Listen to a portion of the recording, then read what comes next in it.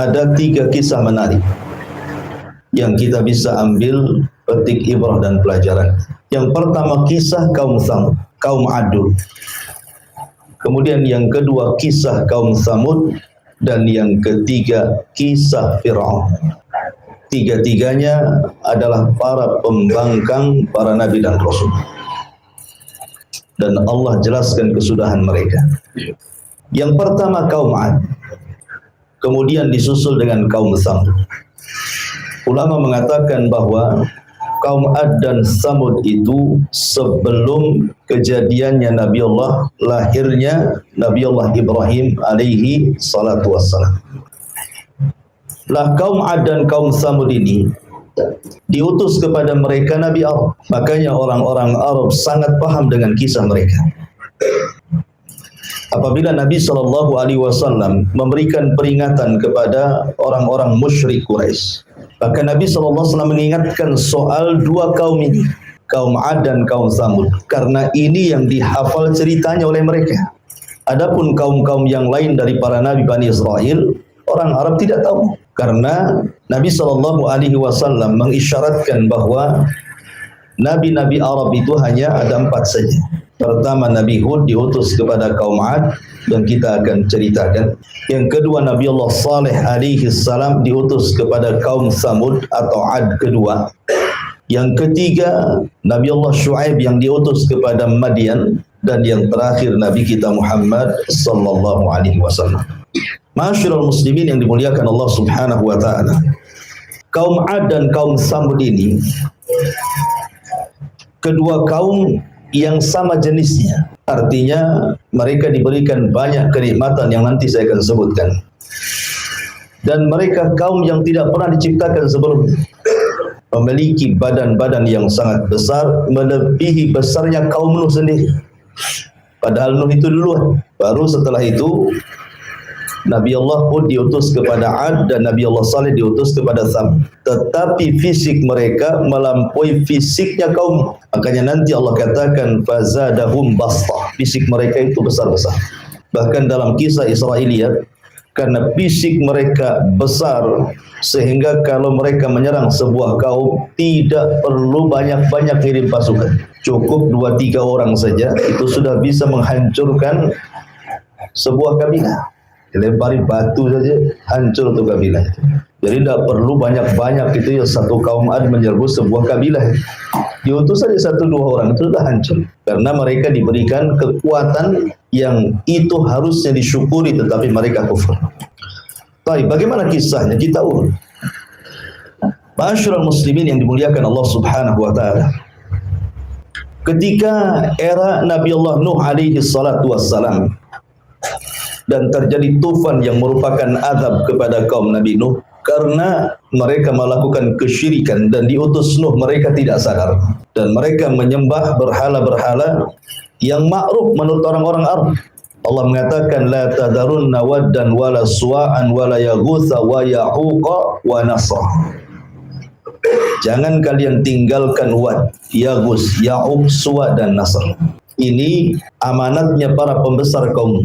Ketika Nuh berusaha untuk memalingkan sesembahan-sesembahan itu ke dalam tauhid.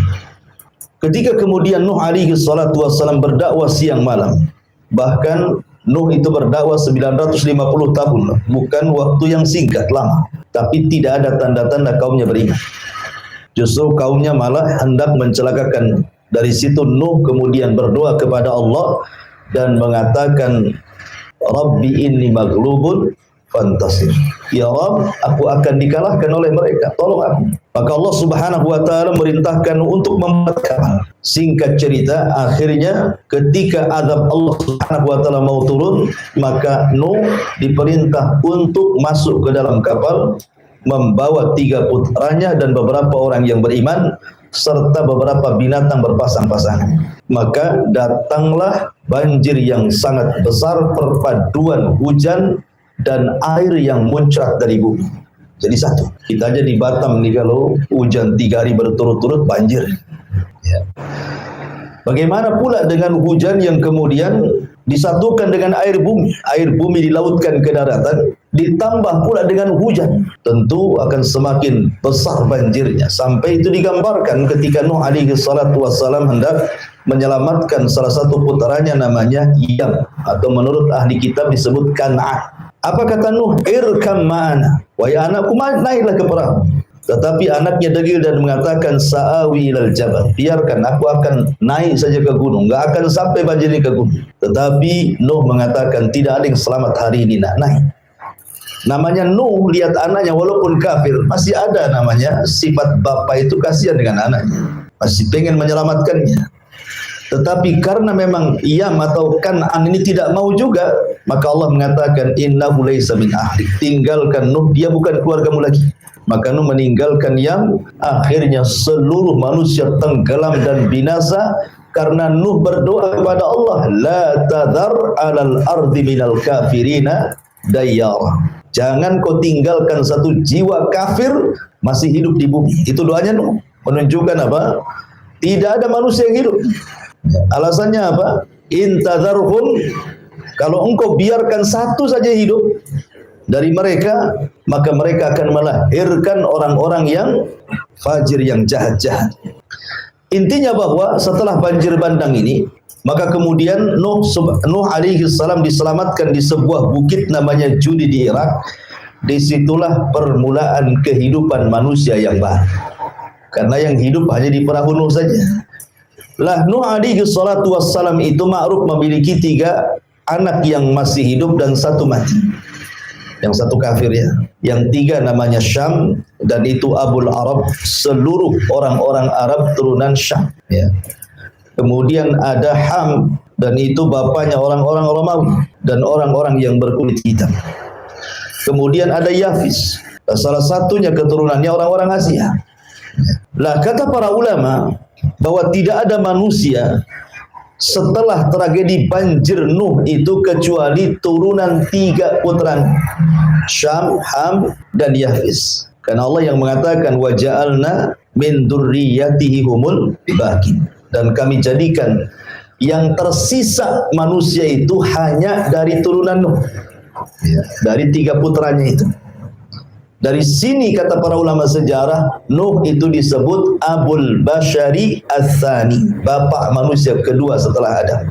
Karena tidak ada manusia di kolong langit yang hidup di zaman sekarang kecuali nasabnya pasti sampai kepada 3 putra Nuh ini.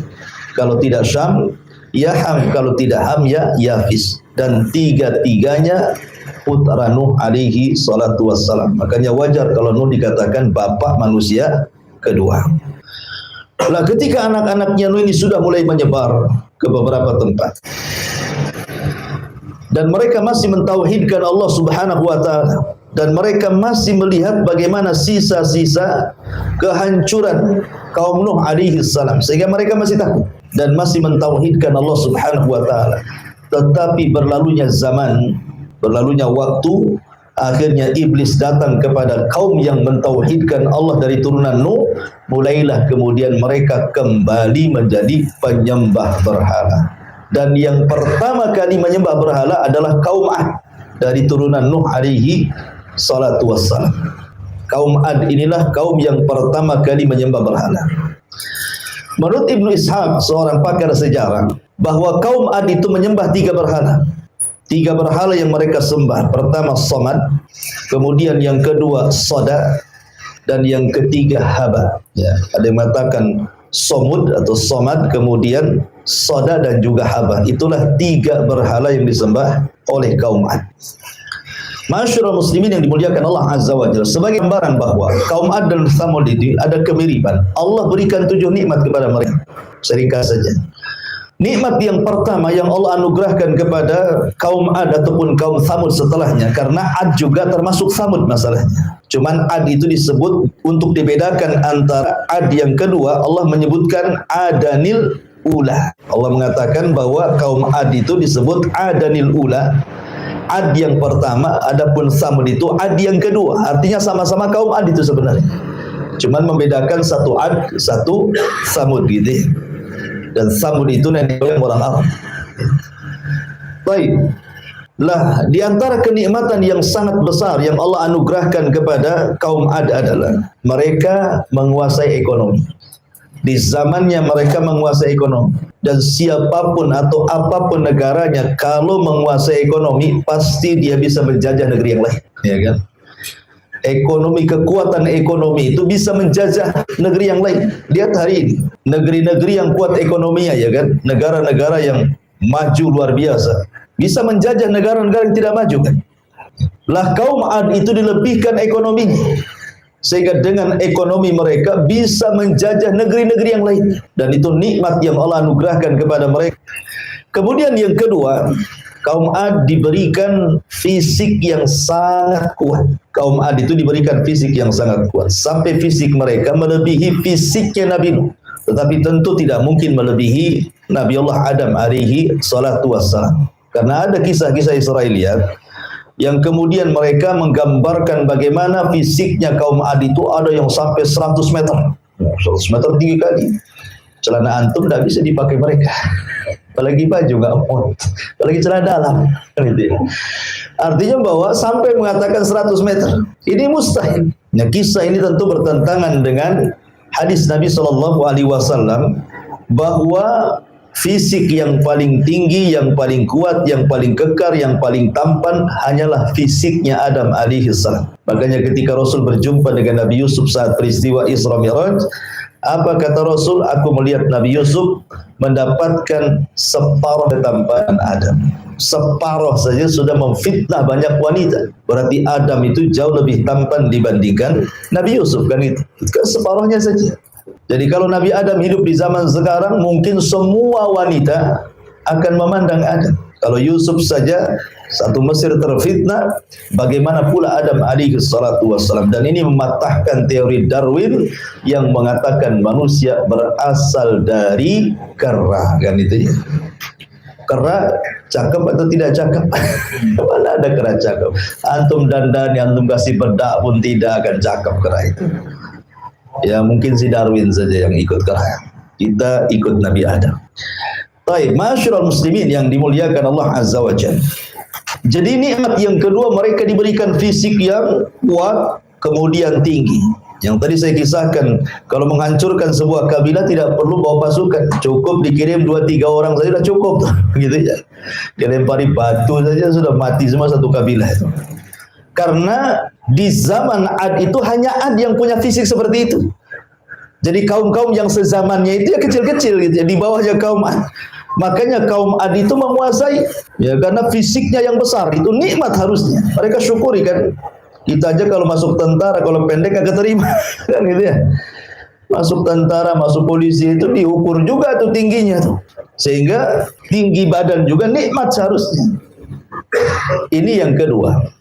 Yang ketiga, Allah Subhanahu wa taala anugerahkan mereka memiliki strategis perang yang luar biasa, dan mereka tidak pernah dikalahkan. Dan Allah mengatakan wa idza batashtum jabbarin. Ini biasanya untuk jimat. Anda dulu pernah baca kitab Mujarabat tuh. Kalau hendak nonjok orang tuh, baca katanya ayat ini. Wa idza batashtum jabbarin. Apabila mereka hendak menyerang, mereka tidak punya belas kasihan. Ya.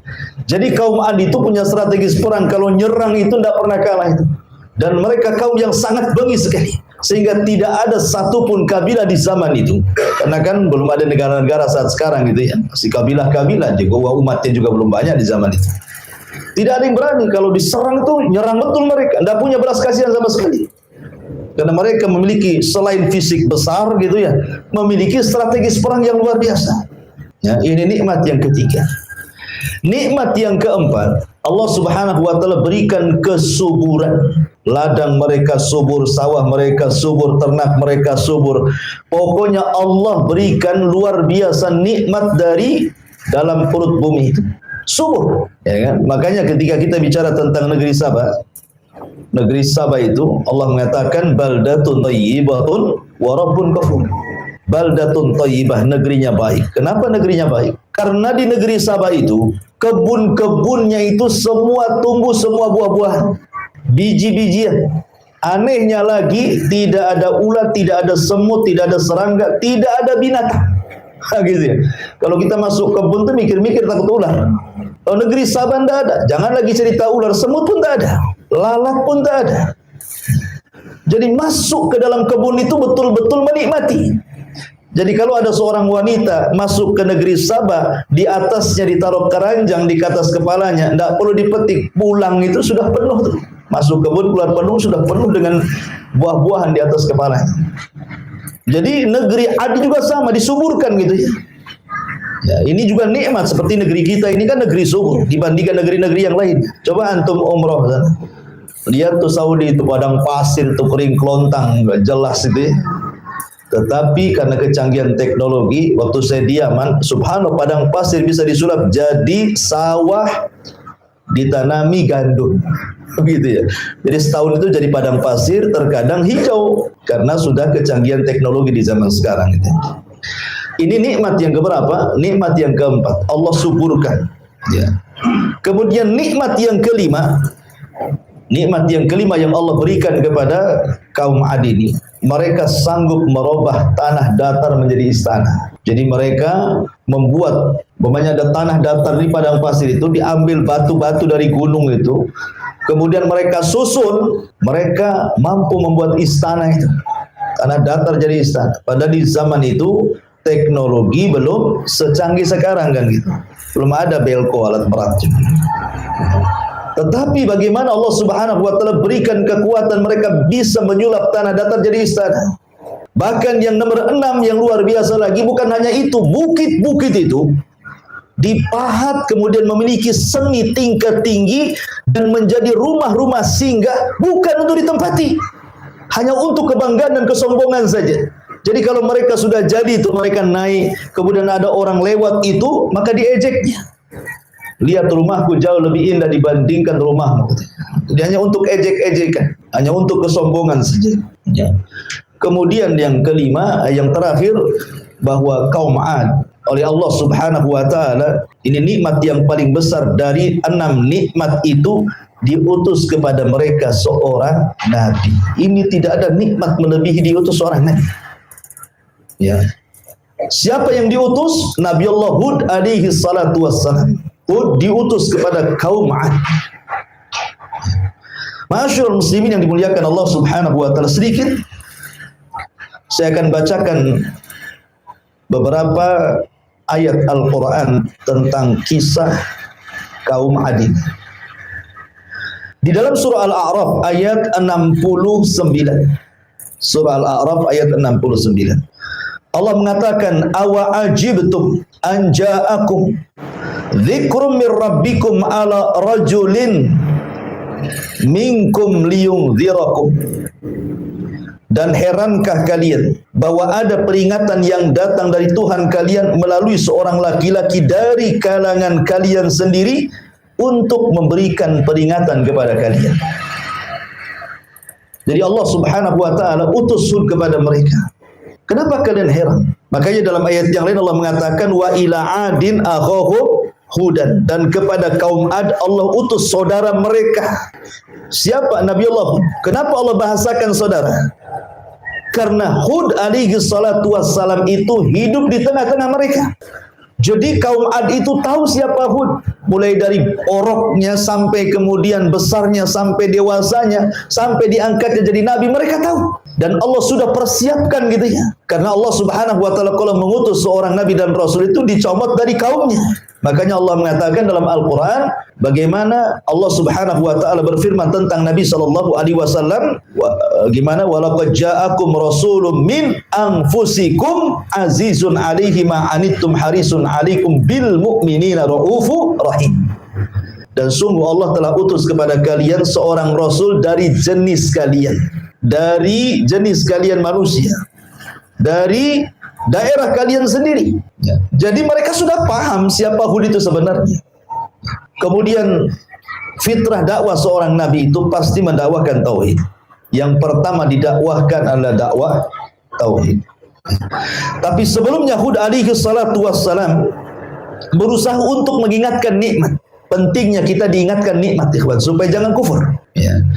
Makanya kemudian Allah mengatakan, wadhkuru ij'alakum khulafa min ba'di nuhin wa zadakum fil khalqi bastah fadhkuru ala Allah la'allakum tuflihun. Kata Hud kepada kaum Ad, ingatlah ketika dia menjadikan kalian sebagai pengganti-pengganti kaum Nuh. Kalian ini pewaris kaum Nuh. Ya. Kemudian, dan Allah Subhanahu wa Ta'ala telah lebihkan kalian dalam kekuatan tubuh dan perawakan kalian. Maka ingatlah akan nikmat-nikmat yang Allah anugerahkan kepada kalian supaya kalian beruntung. Jadi kaum Hud ini diingatkan oleh Nabi Allah Hud supaya jangan lupa nikmat. Allah sudah berikan ekonomi yang baik, Allah sudah berikan tanah yang subur, Allah sudah berikan fisik yang kuat, kalian bisa ditakuti oleh bangsa-bangsa yang lainnya. Maka syukurnya cuma satu, tauhidkan Allah, tinggalkan haba, tinggalkan somut, tinggalkan sodah. Patung-patung kali itu nggak ada gunanya gitu. Karena itu bentuk kekufuran nikmat. Jadi Hud mengajak mereka kepada tauhid, ani'budullaha wattaqu, sembahlah Allah dan bertakwalah kepada Allah Azza wa Jalla. Dan begitulah dakwah para nabi, dimulai dari tauhid. Bendera dakwah para nabi itu dimulai dari tauhid. Dan itu Allah Subhanahu wa Ta'ala katakan, walaqad ba'atsna fi kulli ummatir rasulan ani'budullaha wajtanibu taghut. Dan sungguh kami utus pada tiap-tiap umat seorang rasul utusan, tugas mereka hanyalah meneriakkan sembahlah Allah, tauhidkan Allah, jauhi sesembahan selain Allah alias taghut. Ya. Kemudian Allah Subhanahu wa Ta'ala ingatkan lagi dari lisan Yahud kepada kaum Ad itu, atabnuna bi kulli ri'in ayatan ta'basun wa tattakhiduna masani'a la'allakum takhludun. Apakah kalian mendirikan pada tiap-tiap tanah yang tinggi tempat-tempat bangunan-bangunan yang berfungsi sebagai tanda-tanda bagi orang-orang yang lewat untuk bermain-main? Kemudian di tempat-tempat tersebut kalian mengambil hanya untuk olok-olokan orang yang melewat, dan kalian membuat benteng-benteng, yakni penampungan-penampungan air di bawah tanah. Maksudnya seolah-olah kalian merasa akan dikekalkan selamanya. Jadi keyakinan orang kaum Ad juga, mereka sama sekali tidak yakin tentang kehidupan akhirat. Mereka merasa mereka itu akan hidup selamanya begitu. Makanya mereka membuat tampungan-tampungan di bawah rumah itu, air-air seolah-olah mereka tidak akan mati. Bahkan celakanya mereka memiliki pemahaman dahriyah, kalaupun mereka itu mati, yang menjadikan mati itu hanya waktu yang berjalan saja. Kami hidup dan mati itu hanya waktu saja. Nah, gitu ya. Ini kan pemahaman orang ateis. Jadi orang ateis sudah ada sejak zaman dulu, ya, yang enggak mengakui ketuhanan gitu ya, yang menganggap bahwa kita mati dan hidup itu hanya berjalannya waktu saja. Itulah keyakinan keyakinan kaum Ad, dan mereka berusaha untuk mengejek siapa? Nabi Allah Hud alaihi salatu wassalam. Dan umumnya ikhwan, para nabi itu bukan ditentang orang-orang lemah, tidak. Umumnya para nabi itu ditentang orang-orang kuat. Para pejabat, orang-orang kaya, para pemimpin, itu yang menentang para nabi sebenarnya. Padahal tidaklah nabi diutus kepada sebuah umat untuk berpolitik. Nabi itu bukan untuk berpolitik diutus, bukan untuk merebut kekuasaan, tidak. Ya. Bukan untuk menggalang umat, kemudian melakukan pemboikotan atau mencalonkan diri jadi pemimpin capres, enggak. Ya. Nabi diutus itu tidak berpolitik. Nabi diutus itu hanya untuk berdakwah. Seandainya seorang pemimpin masuk Islam, tidak mungkin dicopot dari kepemimpinannya, tetap dia pemimpin kan itu ya. Nah, cuman karena ketakutannya para pembesar itu kepada Nabi, seolah-olah ketika makin banyak yang didakwai, makin banyak orang yang ikut, seolah-olah terancam kekuasaannya. Masyarul muslimin, dan itu akan terjadi pada setiap negara dan bangsa-bangsa. Ya, kalau ada seorang dai kemudian ada banyak pengikutnya, itu penguasa takut biasanya, kan itu. Atau dimanfaatkan untuk kampanye, didekatilah ustaz-ustaz, kiai-kiai, masjid-masjid gitu ya, ya untuk bersuara biasanya. Karena paling efektif kampanye itu lewat tokoh-tokoh agama, karena paling banyak pengikutnya masalahnya kan itu.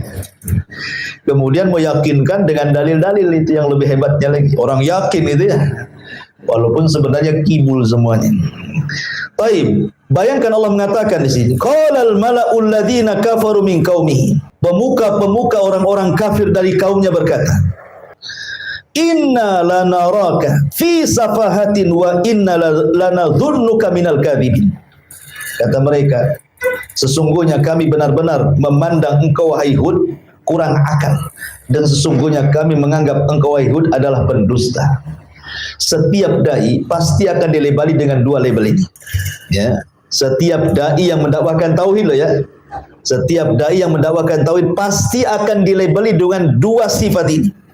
Pertama dikatakan kurang akal, yang kedua pendusta. Coba saja kalau antum berdakwah tauhid, antum buatlah channel di YouTube gitu kan. Antum berantas kesyirikan, antum berantaslah itu penyimpangan terhadap sunnah Nabi SAW. Oh, besoknya sudah ada itu yang nyaut, itu yang jawab gitu. Gitu ya. Oh, ini orang gila, mecah belah, itu macam-macam ngomongnya. Karena memang tabiat dakwah seperti itu. Nabi lo dikatakan pendusta, tukang sihir, tukang tenun, macam-macam Rasul itu. Maka Nabi Hud pun kurang lebih saja. Ketika Hud alaihi salatu wasallam mengatakan, ya qaumi ibudullaha ma lakum min ilahin ghairu afala tattaqun. Wahai kaumku, sembahlah Allah, tidak ada sesembahan selain daripada Allah Subhanahu wa taala, tidakkah kau bertakwa? Maka mereka mengatakan, wahai Hud, kau ini orang gila, ngapain kau berdakwah? Kau ini pendusta. Maka Hud mengatakan dengan lembut, ingat, ini juga salah satu tariqah dakwah gitu ya. Para nabi itu diceritakan dalam Al-Quran itu diambil pelajaran. Ketika kaum Hud itu berusaha dengan sangat keras, kasar gitu ya, menuduh macam-macam kepada Hud, tetapi Nabi Allah Hud menganggap dan membalas dengan kelembutan. Katakan kepada Nabi SAW, wa in kunta faddan ghalidhal qalbi lan faddu min hauli. Kalau engkau keras kepala wahai Muhammad, kau kasar kepada kaummu, maka mereka akan lari dari kamu. Makanya kelembutan itu asas dakwah. Apa kata Hud? Ya qaumi laisa bisafahatun walakinni rasulun mir rabbil alamin. Aku tidak gila, aku waras. Akan tetapi Allah mengutusku menjadi nabi kalian, menjadi rasul kalian yang membawa amanah dari Allah Subhanahu wa taala. Uballigukum risalati rabbi wa ana lakum nasihun amin. Akulah menyampaikan amanat Tuhanku kepada kalian saja, dan saya adalah penasehat yang amanah yang Allah tunjuk untuk mendakwai kalian. Ma'asyiral muslimin yang dimuliakan Allah Subhanahu wa taala. Intinya bahwa Hud alaihi salam terus mendakwai kaumnya dan para pembesar. Tetapi Allah Subhanahu wa taala takdirkan memang kaum itu mendustakan para nabinya. Makanya Allah mengatakan kadzabat adanil mursalin. Kadzabat adun al mursalin. Telah mendustakan kaum Ad para rasul. Ya. Makanya ketika kemudian mereka mungkin sudah capek gitu ya. Mungkin bahasa kitanya sudah bosan dengan ucapan-ucapan Hud ini. Kemudian mereka mengatakan, ya Hud, ma ji'tana bibayyinatin wa ma nahnu bitariki alihatina an qaulika wa ma nahnu laka bimu'minin. Mereka kaum Ad mengatakan, wahai Hud, engkau tidak mendatangkan satu bukti yang nyata kepada kami kalau engkau seorang nabi. Engkau hanya manusia biasa. Kami makan, kau makan. Kami jalan, kau berjalan. Kau ke pasar, kami juga ke pasar. Untuk apa kami ikuti orang yang sama dengan kami, gitu maksudnya. Mereka mengatakan kaum Ad ini, wahai Hud, engkau ini tidak ada bukti kalau kau seorang nabi. Dan kami tidak akan meninggalkan atau tidak pernah meninggalkan Tuhan-Tuhan kami gara-gara ucapanmu. Dan kami selamanya tidak akan beriman. Kata kuncinya langsung mereka keluarkan, tidak akan beriman. Kemudian mereka mengatakan, inna qulu illa taraka ba'du alihatana bisu. Kami hanya mengatakan bahwa sebagian sembahan kami telah menimpakan penyakit gila kepada kalian. Boleh jadi engkau itu, wahai Hud, kewalat dengan sesembahan kami katanya. Makanya sekarang kau jadi gila katanya, gitu maksudnya ya. Ya. Jadi ketika Hud kemudian berusaha memperingatkan umatnya, janganlah sembahlah patung-patung itu. Patung-patung itu tidak membawa manfaat, tidak memudaratkan, bahkan akan mengancam azab kepada kalian. Mereka mengatakan, lihat, jangan-jangan Hud gila itu gara-gara ditimpa oleh Tuhan-Tuhan kami. Kewalat dia dengan kami, itu bahasanya. Ya. Maka kemudian mereka mengatakan, lain ata'tum basyaram mislukum innakum idzan la khasirun aya'idukum annakum idza mittum wa kuntum turaban wa idzaman annakum mukhrajun. Dan sesungguhnya kalian menaati manusia seperti kalian, niscaya kalian akan benar-benar rugi. Apakah jika ia menjanjikan kepada kalian bahwa bila kalian telah mati dan telah menjadi tanah, kemudian telah menjadi tulang belulang, kalian sungguh akan dikeluarkan dari kuburan kalian? Hayhat, hayhat lima tu'adun. Jauh sekali kebenarannya, mustahil. Mereka sudah mulai menentang, mustahil. Karena kemudian mereka tidak mau beriman lagi. Dan yang lebih parah lagi, mereka nantang. Ya, nantangnya apa? Minta azab dari Allah Subhanahu wa taala. Coba. Ya, tapi begini ya, mukjizatnya Nabi Hud itu luar biasa. Hud itu diberikan mukjizat oleh Allah. Apa mukjizatnya? Tawakal yang kuat. Hud itu diberikan oleh Allah mukjizat berupa tawakal. Jadi tawakal itu jadi mukjizat dia. Coba bayangkan. Kaum Ad itu kan besar-besar. Kemudian tentaranya kuat-kuat. Kalau menghancurkan kaum sebentar saja, tapi mereka tidak bisa menyentuh Hud, ya kan? Bahkan Hud alaihi salatu wassalam sampai kemudian mengatakan, min dunihi fakiduni jami'an la tungzirun, katanya. Kalau kalian tidak suka denganku, kata Hud, kumpulkan kaum Ad semuanya, serang aku sekarang, jangan ditunggu-tunggu waktunya. Lihat, nantang ke Hud ini kan. Kenapa dengan begitu percaya Hud mereka tidak bisa menyentuh dia? Karena Hud mengatakan, inni tawakkaltu Allah Rabbi wa Rabbukum ma min dabatin illa huwa akhidun binasiyatiha inna Rabbi ala sirati mustaqim. Sesungguhnya aku bertawakal kepada Allah Tuhanku dan Tuhan kalian. Tidak ada satupun makhluk bergerak yang bernyawa, melainkan dialah yang memegang ubun-ubunnya. Sungguh Tuhanku di jalan yang lurus lagi adil. Jadi Hud ini sangat berani. Coba bayangkan, kaum Ad itu kan banyak, besar-besar gitu ya. Hud menantang, kalau kalian tidak suka denganku, kalian kumpul semuanya, serang aku sekarang. Seandainya antum diutus menjadi dai ke sebuah kampung, ya, kampung itu banyak dukunnya. Kemudian antum ngomong, kumpulkan dukun-dukun kalian, santet aku sekarang. Berani nggak antum ngomong gitu? Ya. Ini Hud begitu. Atau kumpulkan preman pasar kalian, ayo kumpul-kumpul semuanya. Nah, gabungkan dengan desa sebelah tuh, ayo serang saya. Berani nggak antum ngomong begitu kan? Saya yakin nggak akan berani. Ya, saya aja nggak berani, apalagi antum. Gitu. Ya. Karena saya tidak punya mukjizat. Nabi Hud punya mukjizat, ya kan? Makanya dia berani yang mengatakan, fakiduni jami'an summa la tungzirun. Serang aku sekarang, buat makar kalian sekarang juga, jangan ditunggu-tunggu, katanya. Tetapi kaum Ad memang tidak bisa menyerang Hud alaihissalam, menyentuh kulitnya pun tidak bisa. Itulah kelebihan namanya mukjizat Nabi Allah Hud alaihi salatu wassalam. Akhirnya kemudian mereka pun mengatakan kepada Hud alaihi salatu wassalam, sudah gini saja, kami semua tidak akan beriman kepada Muhammad, nggak akan beriman. Macam mana kau ngoceh pun kami tidak akan beriman. Ya. Kalau engkau seorang nabi, fa'tina bima ta'iduna in kuntum minas sadiqin. Buktikan. Katanya engkau selalu mengancam-ngancam kami, kalau tidak ikut kamu, kami akan diazab. Buktikan azabmu sekarang. Mana azab Allah? Timpakan sekarang kepada kami, katanya. Jadi mereka mulai menantang Allah. Bahaya kalau sudah menantang Allah. Kalau sudah menantang Allah, bahaya. Ketika mereka sudah ngomong seperti itu, apa yang terjadi? Akhirnya Allah kirim paceklik yang berkepanjangan. Ada yang mengatakan 3 tahun tidak turun hujan. sehingga tanah menjadi kering kelontang, tidak ada yang tumbuh satu tumbuhan, binatang-binatang pada mati, manusia sudah mulai kelaparan, nikmat Allah sudah mulai dicabut karena mereka kufur kepada Allah Azza wa Jalla. Kebiasaan kaum Ad, kalau ada musibah maka mereka akan mengutus 70 orang pilihan dari orang-orang berakal mereka kemana? Ke haram. Ya, karena Ad itu posisinya di Ahqaf. Ahqaf itu gunung pasir, disebut Ahqaf namanya.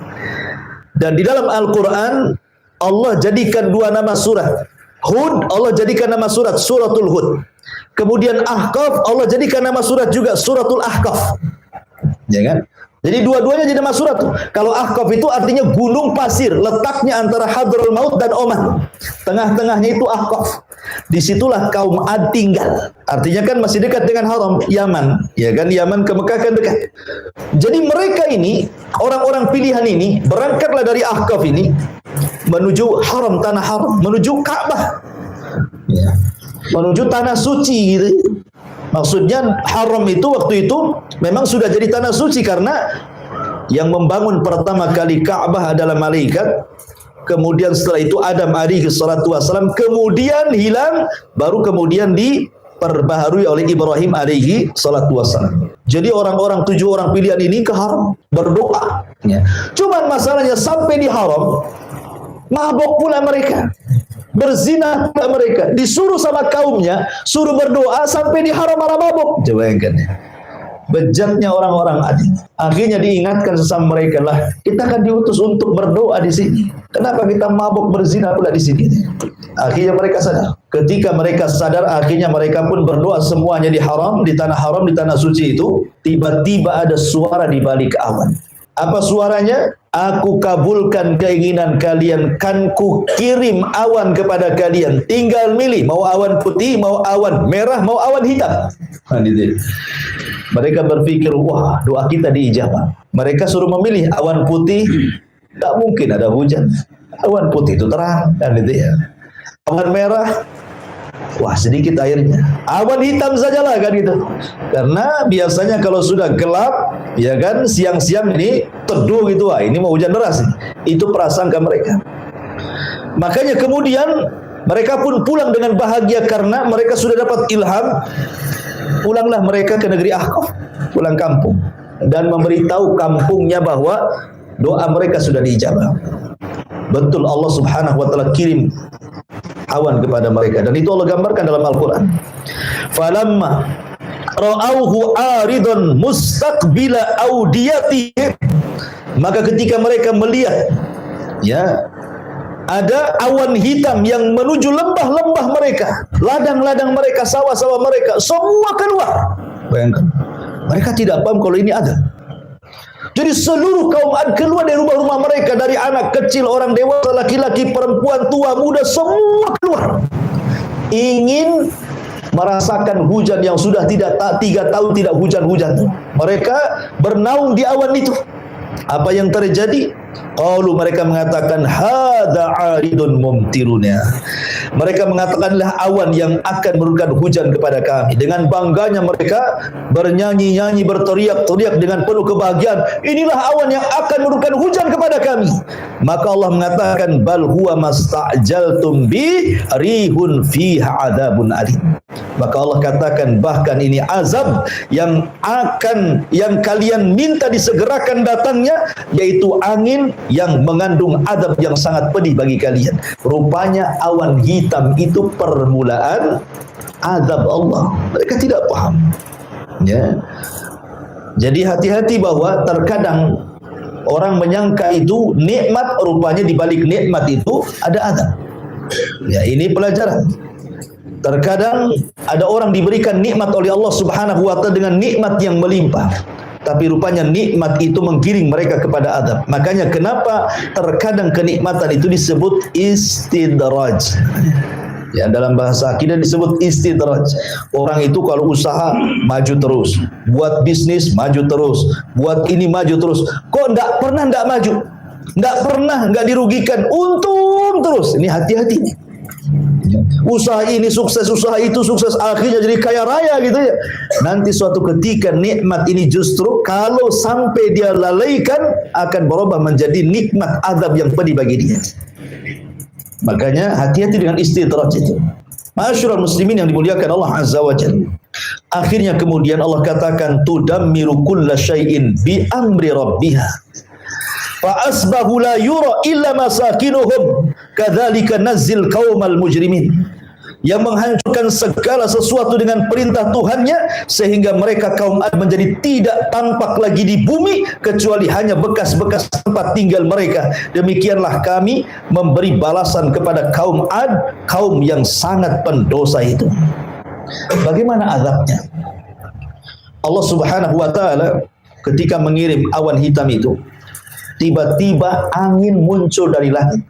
Angin puting beliung muncul dari langit ke bumi, kemudian membawa semua yang ada di bumi naik ke langit. Coba ini kan manusia sudah keluar semua kan, yang kecil yang besar berada di awan itu. Tidak ada satupun yang di rumah tuh karena semua keluar. Rupanya datang angin menyapu orang-orang ini, mengangkat ke langit. Mereka diputar-putar di puting beliung itu sampai-sampai Allah Subhanahu wa taala mengatakan sakharaha alaihim sab'a layalin wa thamaniyata ayyam husuman fataral qauma fiha sar'a ka'annahum a'jazun nakhlin khawiyah. Allah menimpakan angin itu kepada mereka selama 7 malam 8 hari terus menerus tidak berhenti. Maka kami melihat kaum Ad pada waktu itu mati bergelimpangan seperti batang-batang pohon kurma yang telah kosong dan laku. Artinya ketika anginnya selesai, badan-badan mereka jatuh ke bumi, mereka nancap seperti tunggul-tunggul kurma. Lihat bagaimana Allah Subhanahu wa taala azab kaum Ad seperti itu. Adapun Nabi Allah Hud, sebelum azab ini datang dia sudah pergi dulu. Bersama siapa? Bersama kaumnya yang beriman yang tidak banyak itu menuju mana? Menuju Hijr. Ya. Hijr itu di mana? Makanya ada suratul Hijr. Dalam Quran itu ada suratul Hijr kan? Ya. Hijr itu tengah-tengah antara Hijaz. Hijaz itu Mekah dan Madinah. Ya. Dan Syam, tengah-tengahnya itu Hijr. Ada yang mengatakan Yordania dan Hijaz, tengah-tengahnya itu Hijr. Disitulah kemudian Nabi Allah Hud alaihi salatu wassalam meninggal dunia. Kemudian kaumnya terus mentauhidkan Allah Azza wa Jalla dan mereka masih terngiang-ngiang dengan azab kaum Ad. Tetapi berlalunya waktu kembali mereka kufur, yang disebut dengan kaum Tsamud. Ya. Jadi setelah kehancuran kaum Ad itu, mereka masih mentauhidkan Allah Azza wa Jalla. Tapi berlalunya waktu, berlalunya zaman, akhirnya kemudian terjadi kesyirikan lagi setelahnya. Dan yang pertama kali melakukan kesyirikanlah kaum Tsamud, masih turunannya Ad. Kan gitu ya. Mereka yang kemudian kufur pertama kali setelah kaum Ad. Menariknya ikhwatul fillah yang dimuliakan Allah Azza wa Jalla, kalau cerita tentang kaum Tsamud, karena di sini juga Allah mengatakan wa tsamud alladzina jabu sahra bil wad. Sebenarnya nikmat yang 7 tadi yang Allah berikan kepada kaum Ad, Allah berikan juga kepada kaum Tsamud. Tidak perlu saya ulang. Ya. Tapi yang menariknya adalah kaum Tsamud ini. Kaum Tsamud ini Allah berikan seekor unta yang sangat besar, yang menjadi mukjizat bagi mereka di tengah-tengah mereka. Unta itu cukup bisa diminum air susunya oleh banyak kabilah kaum Tsamud. Berarti menunjukkan unta itu besar, bukan unta kecil kan itu. Karena beberapa kabilah bisa minum dalam 1 hari dari susunya air unta itu. Ini nikmat yang luar biasa. Tinggal diambil saja susunya, selesai. Ya. Tetapi anehnya juga turunnya azab Allah Subhanahu wa taala kepada kaum Tsamud gara-gara unta juga. Ketika mereka menyembelih untanya Nabi Allah Saleh sebagai mukjizat, turun azab kepada mereka. Ya. Jadi unta yang membawakan nikmat, unta pula yang mendatangkan azab. Ya. Bagaimana kisahnya? Ma'asyiral muslimin yang dimuliakan Allah Subhanahu wa taala. Kaum Tsamud, kalau kaum Ad, Allah Subhanahu wa taala juga banyak menyebutkan dalam Al-Qur'an. Bahkan Nabi Allah Hud 7 kali diulang di dalam Al-Quranul Karim. Lah kaum Tsamud ini masih keturunan kaum Ad, maka disebut Ad yang kedua. Kalau kaum Ad yang pertama disebut Adanil Ula, ini Ad Atsani. Ya. Dan dua-duanya bangsa Arab. Ingat bahwa Arab itu terbagi menjadi 3. Ada yang disebut dengan Al-Arabu Al-Ba'idah. Ada yang disebut dengan Al-Arabu Al-Baqiyah. Ada yang disebut dengan Al-Arabu Al-Musta'rab namanya. Al-Arabul Ba'idah ini Arab yang sudah punah. Kaum Ad, kaum Samud sudah punah. Tidak ada lagi turunannya. Ya, hanya tinggal ceritanya. Kemudian yang kedua Al-Arabul Baqiyah. Arab yang masih ada. Ya, dan itu salah satunya keturunan Qahtan, seperti Imam Malik rahimahullahu taala itu keturunan Qahtan. Kemudian yang ketiga ada namanya Al-Arabu Al-Musta'rab, bukan orang Arab tapi fasih berbahasa Arab, akhirnya dikatakan orang Arab karena kefasihan bahasa Arab. Dari sini ada kaidah, walaupun ada orang Arab di negeri kita, mancung, tidak diragukan lagi wajahnya wajah Arab, tapi tidak bisa bahasa Arab, malah medok bahasa Jawa, maka dia bukan Arab. Tapi kalaupun ada di negeri kita pesek belesek, tidak ada muka-muka Arab sedikit pun, tapi cepetang dia bahasa Arabnya luar biasa, gitu ya, melebihi orang Arab, maka dia Arab. Ini kaidah. Ya. Jadi jangan berbangga karena muka Arab ngaku Habib. Dites bahasa Arabnya tak tahu. Kasih kitab kuning tak bisa baca. Bukan tak bisa baca, tak bunyi. Ya kan? Masyarul muslimin yang dimuliakan Allah Azza. Ini kaidah karena ada Al-Arabul Musta'rab di sini kan. Ismail itu bukan orang Arab. Dia lahir di Palestina. Ya. Kemudian dibawa oleh Ibrahim dengan ibunya Hajar ke Arab. Berjumpa dengan suku Jurhum. Belajarlah Ismail dengan kabilah Jurhum. Akhirnya dia pula yang paling fasih bahasa Arabnya. Makanya Ismail disebut Al-Arabul Musta'rab. Dia bukan Arab tapi jadi Arab karena kefasihan bahasa Arab. Ya, maka nggak apa-apa antum tampang tak ada Arabnya, tapi bahasa Arabnya luar biasa, Arab antum. Gitu ya. Antum mancung walaupun kayak Petruk gitu ya. Tapi tak bunyi Arab, bukan Arab Indonesia antum. Gitu ya. Jadi itu kaidah seperti itu. Antum harus pahami. Baik. Lah, kaum Samud ini sama dengan kaum Ad. Ini Arabul Al-Ba'idah. Ini kisahnya sudah nggak ada turunannya, tetapi kan dikisahkan karena Rasulullah SAW konteks ayat ini ingin mengingatkan orang-orang Quraisy, jangan kufur kalian. Kalau kalian kufur, nanti kalian diazab seperti kaum Ad dan Thamud, gitu maksudnya. Ya. Makanya ketika Al-Walid ibn Mughirah datang kepada Nabi SAW, kononnya mau tawar-menawar dan mengatakan, ya Muhammad, sudahlah, tidak usahlah kau lanjutkan dakwah. Kau ini ingin apa? Kalau kau ingin harta, kami kumpulkan harta kami. Kami jadikan kau orang paling kaya di antara kami. Kalau kau ingin raja, kami jadikan kau raja kami. Kalau kau ingin perempuan yang cantik, kami carikan. Kalau kau gila, kami carikan tabibnya, dokternya. Tapi tolonglah. Ya sudah, sampai di sini dah. Kata Nabi SAW, ya Walid, sudah kau ngomong. Sekarang gantian. Maka Nabi SAW tidak membantah soal tawaran-tawaran tadi.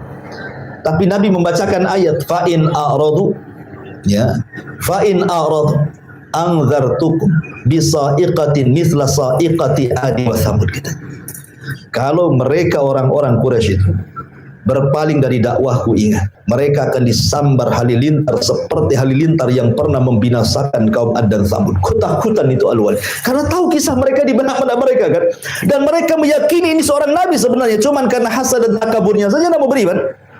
Akhirnya mengatakan hasbuka yang cukup yang jangan diteruskan itu. Ketakutan dia. Akhirnya dia pulang menemui orang Quraisy, kata pembesar Quraisy, kata Abu Jahal, gimana hasilnya? Nampaknya kau pergi, beda pula mukamu kau kembali, katanya. Jangan-jangan kau sudah beriman. Katanya itu. Artinya di sini Nabi SAW mengingatkan tentang kaum Ad dan Thamud kan. Artinya di otak-otak orang Arab itu sangat paham kisah-kisah ini. Makanya Rasulullah SAW tidak mengkisahkan nabi-nabi Bani Israel, karena mereka tidak ada pengetahuan tentang itu. Makanya Rasul mengkisahkan tentang dua kaum yang mereka paham. Diutus kepada mereka Nabi dan Rasul, mereka membangkang, turun azab. Apakah kalian mau seperti itu? Nah, itu maksudnya. Masyarul muslimin yang dimuliakan Allah Azza. Kembali bahwa sebagaimana Nabiullah Saleh dan juga Nabiullah Hud dan seluruh para nabi mendakwai mereka ke dalam tauhid, kaum Thamud pun menentang Nabi Saleh. Tidak perlu saya ceritakan panjang-panjang karena kita ambil singkat-singkatnya saja. Akhirnya mereka pun mengatakan, ya Saleh, kalau engkau seorang nabi, kami tidak melihat ada bukti dari kamu. Ya. Bukankah seorang nabi harus bawa mujizat? Kata Nabi Saleh, mau kalian apa? Mereka mengatakan, kalau engkau seorang nabi, keluarkan dari batu ini unta. Tetapi bukan hanya sekedar unta usyara. Usyara itu yang sedang hamil 9 bulan. Jadi kalau keluar langsung hamil, langsung lahir gitu maksudnya. Itu namanya unta usyara. Ya. Akhirnya kemudian usyara itu 10 bulan ya. Dari kalimat usyara. Jadi unta yang hamil 10 bulan kalau keluar dari batu langsung melahirkan. Permintaannya aneh gitu. Akhirnya kemudian Nabi Saleh berdoa meminta izin untuk melaksanakan 2 rakaat salat, kemudian berdoa kepada Allah Azza wa Jal, dan Allah kabulkan permintaannya. Tiba-tiba batu berbelah, kemudian keluar unta tadi. Kemudian Nabi Saleh membuat aturan, ya. Ini unta adalah berkah bagi kalian. Makanya naqatullah, ini unta Allah, ingat. Sesuatu yang dinasabkan kepada Allah punya kemuliaan. Baitullah, rumahnya Allah. Naqatullah, untanya Allah. Sesuatu yang dinasabkan kepada Allah pasti punya kemuliaan. Nabi Saleh sudah mewanti-wanti. Ini unta mukjizat bagi kalian. Tapi tolong bagi waktu. Saat kalian mengambil air, ya, maka kalian jangan ganggu unta. Kalian boleh ambil air dan kalian kok boleh mengambil air susunya. Tapi besoknya unta itu yang akan minum, kalian tidak boleh mengambil air. Kalian cukup mengambil air susunya saja. Jangan ganggu dia. Kalau ganggu, kalian akan ditimpa adab. Terus berlalu berhari, berbulan, bertahun, mereka mendapatkan nikmat dari unta itu. Dan Nabi Saleh terus mendakwahkan dakwah tauhid kepada kaum Tsamud. Sampai pada waktunya ada pula orang hasad, ya, tidak suka dengan unta itu. Seorang wanita. Ada yang mengatakan 2 wanita, yang satu kaya, yang satu banyak anaknya, bekerja sama. Kemudian dikatakan, siapa yang bisa menyembelih unta Saleh, maka saya akan berikan kekayaan dan dia boleh menikah dengan salah satu putri dari putri-putri kami. Kemudian ada pula yang daftar, namanya Qidar ibn Salib. Qidar ibn Salib dan satu kawannya, lupa saya namanya. Ya.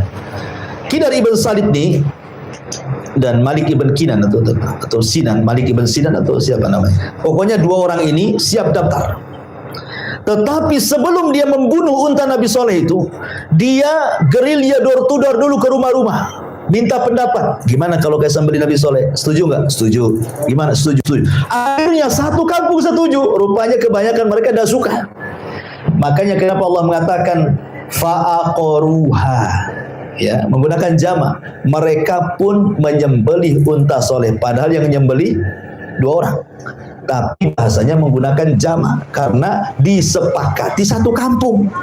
Ya, mereka sepakat, cuman eksekutornya cuman si Qidar ibn Salib dan kawannya ini, yang betul-betul mengeksekusi untanya Nabi Saleh sembelih, kemudian dikuliti dan dimakan dagingnya. Dalam kisah Israiliyat kan dia bawa unta, anak untanya itu, ya, anaknya unta Yasruh pergi kemudian masuk lagi ke dalam batu itu. Itu kisah Israiliyat. Dalam Quran atau dalam Sunnah itu tidak ada kisah seperti itu. Hanya mukjizatnya Nabi unta itu, mukjizatnya Nabi Saleh itu adalah seekor unta tanpa disebutkan punya anak gitu, tanpa disebutkan keluar dari batu, enggak. Ya, cuman seekor unta, gitu saja. Dari mana unta itu? Ya pokoknya dari Allah lah kan, namanya unta Allah. Nah, cuman kalau kita lihat Israiliyat lebih jelas gitu kisahnya, ya. Oh, unta itu permintaan Bani Israel sama dengan di zaman Nabi SAW kan meminta mukjizat kan untuk terbelah bulan jadi 2 kan. Maka terbelah bulan jadi 2 tuh. Tetapi setelah kejadian mereka menuduh Nabi SAW sebagai tukang sihir katanya. Laqad dhahara sihru Muhammad. Muhammad sudah nampak sihirnya. Mereka mukjizat malah nuduh sihir. Ya. Intinya bahwa disembelilah untanya Nabi Allah Saleh alaihi salatu wassalam. Maka sebagaimana yang ma'ruf gitu ya, yang ma'ruf, maka Nabi Saleh ini mengingatkan mereka, jangan disembelih, kalau tidak datang azab kepada kalian. Betul-betul disembelih. Ya, maka datanglah azab kepada mereka. Apa azabnya? Ma'asyiral muslimin yang dimuliakan Allah Azza wa Jalla, Nabi Saleh mengatakan 3 hari akan datang azab kepada kalau kalian tidak bertobat. Rupanya 3 hari ini justru mereka merencanakan pembunuhan, bukan hanya telah membunuh unta, Nabi Soleh pun mau dibunuh dia.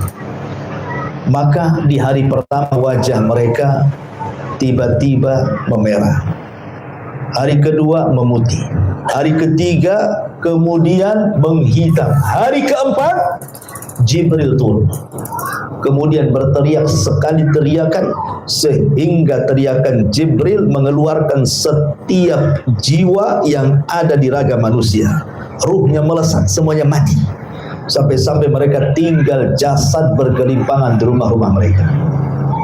Ini akibat daripada mereka tidak bersyukur akan nikmat Allah Subhanahu wa taala dan tidak menerima peringatan Nabi Allah Saleh. Makanya Allah mengatakan kadzabat Samud bin Nudhur.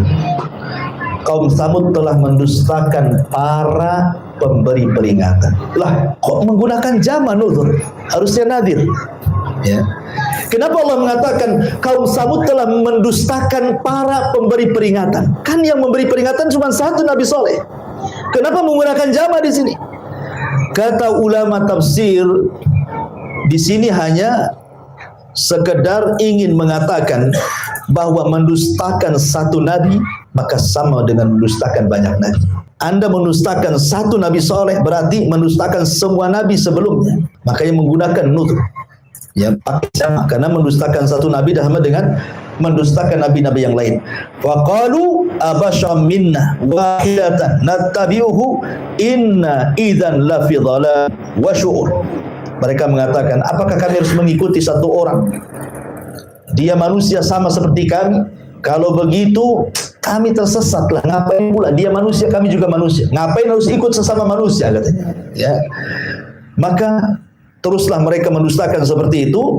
Akhirnya sampai kemudian Allah mengatakan inna arsalna alaihim sayhatan wahidatan fakanu kahashimin al-muhtadir. Kami utus kepada mereka Jibril untuk berteriak satu kali teriakan, maka mereka menjadi jasad-jasad yang bergelimpangan di rumah-rumah mereka. Inilah kisah Samud. Kemudian yang terakhir, dan di sini Allah Subhanahu wa taala mengatakan menyinggung soal Firaun. Allah Subhanahu wa taala mengatakan wa fir'auna dzil autad, dan terhadap Fir'aun yang memiliki pasak-pasak bangunan yang sangat besar. Ini sudah beralih ya. Kalau dua kisah sebelumnya cerita tentang bangsa Arab. Ya. Kalau ini cerita Bani Israel. Karena kenapa dipilih Fir'aun?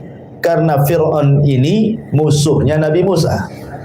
Kenapa Nabi Musa? Karena Musa itu nabi yang paling masyhur dari nabi-nabi Bani Israel. Dialah nabi yang pertama kali mendapatkan kitab termulia di zamannya, Taurat. Ya kan? Baru setelahnya Zabur, baru setelahnya Injil, baru setelahnya Al-Quran. Makanya dipilih kisah Nabi Musa. Ya, karena ini nabi yang paling masyhur, bahkan di dalam Al-Quran itu kisah Nabi Musa adalah kisah terlengkap. Ya, setelah Nabi Ibrahim, kemudian Nabi Yusuf, ada beberapa nabi itu yang lengkap, tapi Nabi Musa lebih lengkap lagi. Terbanyak dalam Al-Quran. Seolah-olah ada kait hubungan antara Islam dengan Bani Israel. Karena banyak sekali kisah yang disebut dalam Al-Quran, hampir setiap surah. Ya, itu ketemu kisahnya Fir'aun atau kisahnya Nabi Musa alaihi salatu wassalam. Wa fir'auna dzil autad. Maksudnya Fir'aun di sini siapa? Ada yang mengatakan bahwa Fir'aun yang ditemukan di Laut Merah itu, yang jasadnya hari ini dimumikan, kemudian ditaruh di Mesir dan menjadikan tempat rekreasi. Ya, antum kalau ke Mesir, antum bisa datang ke tempat jasadnya Fir'aun, ya, di lab sana, dan antum bisa melihat bagaimana Fir'aun masih utuh karena dimumikan. Apakah Fir'aun yang kemudian dimumikan hari ini yang ada di Museum Mesir itu adalah Fir'aun yang dimaksud dalam surah Al-Fajr ini, ataukah Fir'aun yang lainnya? Karena kita tahu bahwa Fir'aun itu bukan satu. Fir'aun itu kan istilah bagi raja Mesir. Itu disebut Fir'aun. Kalau Kisra itu istilah raja Persia. Kalau Kaisar itu istilah raja Romawi. Kalau Tuba itu istilah raja Yaman. Kalau Mesir itu diistilahkan dengan kalimat Fir'aun. Kalau Jawa itu diistilahkan Mengkubuwono. Kan ada istilah raja Jawa, Mengkubuwono 1, Mengkubuwono 2 gitu ya. Jadi itu sebenarnya istilah-istilah raja. Ya. Lalu siapa Fir'aun di sini? Apakah betul Fir'aun yang dimumikan hari ini yang ada di Museum Mesir itu adalah Fir'aun yang masuk dalam surah Al-Fajr? Maka jadi polemik panjang. Walaupun kebanyakan mengatakan ya, itulah Fir'aun yang dimaksud. Ya, maksudnya Ramsis Ats-Tsani. Ya. Namanya Ramsis kedua. Itulah yang ditemukan, yang kemudian jasadnya sekarang menjadi mumi dan ditonton, bisa dilihat. Katanya, sekali lagi kita tidak bisa menjazmkan masalahnya ya, tidak bisa memastikan. Tapi ada yang berpendapat seperti itu. Karena memang jasad Fir'aun memang dijaga untuk menjadi sebuah pelajaran bagi umat setelahnya termasuk kita. Di sini Allah mengatakan wa Fir'auna, maksudnya Fir'aun di sini Fir'aun di zaman Nabi Musa. Karena di zaman Nabi Yusuf juga Fir'aun. Tapi Fir'aun di zaman Nabi Yusuf kan beriman. Tetapi yang dimaksud Fir'aun apabila diistilahkan Fir'aun dalam Al-Quran berarti kisah Nabi Musa. Karena inilah yang banyak dikisahkan dalam Al-Quran, satu-satunya raja yang mengatakan Ana Rabbukumul A'la, A'ilahun ghairi, aku adalah Tuhan yang paling tinggi. Apakah ada Tuhan selainku, katanya. Ya. Dengan sebab dua kata-kata inilah makanya Fir'aun diazab 2 kali, di dunia ditenggelamkan dan di akhirat diazab dengan azab yang sangat pedih. Baik, bagaimana kisahnya? Di sini Allah mengatakan wa fir'auna dzil autad, dan Fir'aun yang mempunyai pasak-pasak bangunan yang besar, alladzina taghaw fil bilad, yang berbuat sewenang-wenang dalam negeri, fa aktsaru fihal fasad, lalu mereka banyak berbuat kerusakan dalam negeri tersebut, fasabba alaihim rabbuka sautu adzab, karena itulah Tuhan menimpakan semeti azab kepada mereka, inna rabbaka labil mirsad, sungguh Tuhanmu benar-benar menguasai mereka. Jadi Fir'aun itu membawa kerusakan karena begini, diawali dari mimpi. Fir'aun itu mulai bejatnya itu diawali dari mimpi. Ya. Jadi dia bermimpi, dalam mimpinya dia melihat api. Api ini berasal dari perkampungan Bani Israel, kampungnya Nabi Yusuf yang sudah meninggal. Ini turunannya di situ. Ya. Jadi ada api dari Palestina menuju Mesir. Cuman perkampungan Nabi Yusuf Bani Israel itu tidak terbakar. Satu Mesir terbakar. Jadi Fir'aun heran, ini kan mimpi buruk gitu ya. Tapi sambil lalu saja. Ini mungkin hanya bunga-bunga tidur. Besoknya mimpi dengan mimpi yang sama. Besoknya mimpi dengan mimpi yang sama. Terpaksalah si Fir'aun ini mengumpulkan penasehat spiritual. Ini bahasa kitanya dukun lah ya. Ya keren kali penasehat spiritual itu. Atau ahli supranatural gitu. Dikumpulkan tuh mbah-mbah dukun itu. Ya, kemudian disuruh mentakwil, meramal. Ada apa ramalannya? Kok aneh kali mimpinya? Ya. Akhirnya kemudian para penasihat spiritual ini menunjukkan bahwa setiap pemimpin pejabat itu ada tuh namanya penasihat spiritual. Karena di sini Fir'aun ada penasihat spiritual tuh. Ya, jangan-jangan tingkat RT aja ada penasihat spiritualnya.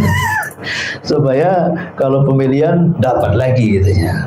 Jadi akhirnya kemudian kata tukang sihir, ini pertanda kekuasaanmu akan tumbang oleh seorang bayi yang akan lahir dari perkampungan Nabi Yusuf itu, Bani Israel. Oh, ketakutan Fir'aun. Kalau begitu kita bantai saja bayi-bayi laki-laki. Akhirnya terjadi pembantaian setiap hari. Bahkan ada wanita hamil itu dilihat-lihat, ditunggu sampai melahirkan. Kalau lahir anak laki-laki bantai. Kalau lahir anak perempuan, biar gini dihidupkan. Nanti besok lagi ada anak laki-laki bantai. Anak perempuan, biarkan dia hidup. Yudzabbihuna abna'ahum wa yastahyuna nisa'ahum. Mereka membantai anak laki-laki dan membiarkan anak wanita. Dan begitu seterusnya setiap hari sampai berbulan-bulan, bertahun-tahun. Jadi akhirnya orang-orang yang berakal Mesir mengatakan, ya Fir'aun, kita tahu bahwa kemajuan Mesir itu di tangan Bani Israel. walaupun mereka diperbudak oleh kaum Kipti, tetapi bagaimanapun kaum Kipti itu sangat berhajat kepada Bani Israel karena mereka yang paham soal ekonomi Mesir, mereka yang paham soal bangun jalan, bangun bangun bangunan yang besar, yang megah, dan begitu seterusnya. Jadi Allah berikan sampai hari ini orang-orang Yahudi kan diberikan kecerdasan tuh, yang Allah tidak berikan kepada yang lainnya. Ya, tetapi kecerdasan Yahudi justru untuk menyesatkan orang. Tapi antum harus bedakan antara Bani Israel dengan Yahudi. Makanya jangan pernah negeri Israel dikatakan Israel, kita katakan Yahudi, negeri Yahudi.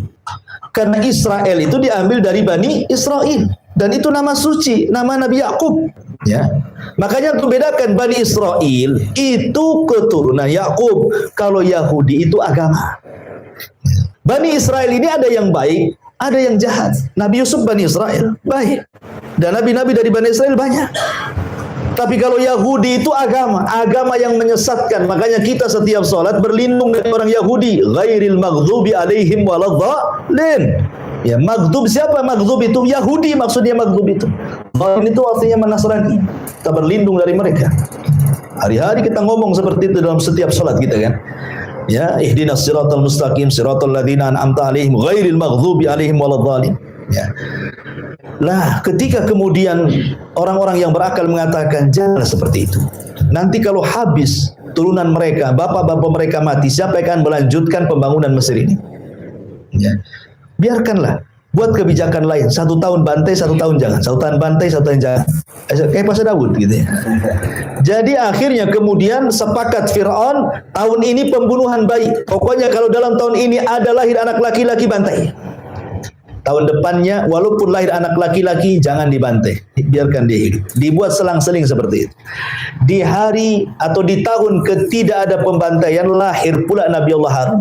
Selamat dia, ya kan? Tidak dibantai. Karena apa? Lahir di tahun tidak ada pembantaian. Ya. Di tahun ada pembantaian, lahir pula Musa, adiknya. Maka ibunya takut. Karena ketika itu suaminya sudah meninggal. Sehingga bagaimana harus merawat satu anak laki-laki, tidak ada suami yang bisa membelanya. Akhirnya ibunya Musa ketakutan. Makanya Allah ilhamkan kepada Ummi Musa an alqi, untuk dilempar bayi itu, letakkan di kotak. Maka diletakkan di kotak. Dikasih tali. Jadi waktunya nyusu ditarik, kasih susu. Habis itu dibiarkan lagi. Allah takdirkan talinya putus. Akhirnya mengapunglah di Sungai Nil. Kembali ke cerita istana Fir'aun. Fir'aun itu tidak punya anak laki-laki, semua anak perempuan. Satu anak perempuan yang kesayangan Fir'aun itu sakit-sakitan. Sudah berusaha ke dukun sana, dukun sini, tidak bisa mengobati. Ya, namanya dukun. Dukun itu kalau tidak istilahnya pesulap, kalau tidak pendusta, cabul katanya. Kan gitu ya. Pak dukunnya bilang itu oknum gitu. Ya, mungkin oknum gitu ya. Tapi yang jelas bahwa tidak ada yang bisa mengobati. Rupanya ada seorang peramal mengatakan anak ini akan sembuh kalau diusap oleh kotak yang pertama kali ngapung di Sungai Nil. Ceritanya begitu. Ini kisah Israiliyat. Akhirnya setiap harilah istri Fir'aun Asya bintu Muzahim itu memandang-mandang Sungai Nil. Ya, kapan ada kotak itu. Suatu hari nampak pula kotak itu. Yang di situ ada bayinya Musa. Maka istrinya Fir'aun Asya bintu Muzahim memerintahkan pengawalnya untuk mengambil kotak itu. Pas ketemu isinya bayi. Allah ilhamkan ke dada istrinya Fir'aun langsung cinta kepada bayi itu. Karena dia nggak punya anak lagi masalahnya. Ketika melihat bayi itu langsung senang, apalagi cakep bayinya. Ketika Fir'aun datang, hampir dibunuhnya bayi itu karena takut jangan-jangan ini anaknya Bani Israel nih. Ya, nampak muka-mukanya Bani Israel gitu ya. Artinya kemudian kata istrinya Fir'aun, jangan. Saya sudah suka dengan dia. Mudah-mudahan dia menjadi qurratu ainin li walak, katanya. Mudah-mudahan bayi ini akan menjadi penyejuk mataku dan matamu. Kata Fir'aun, matamu saja, mataku tidak, katanya. Ya, kalau Fir'aun mengatakan dia, tentu Fir'aun akan beriman. Ya kan? Tapi ketika Fir'aun mengatakan, itu penyejuk matamu saja, tidak mataku.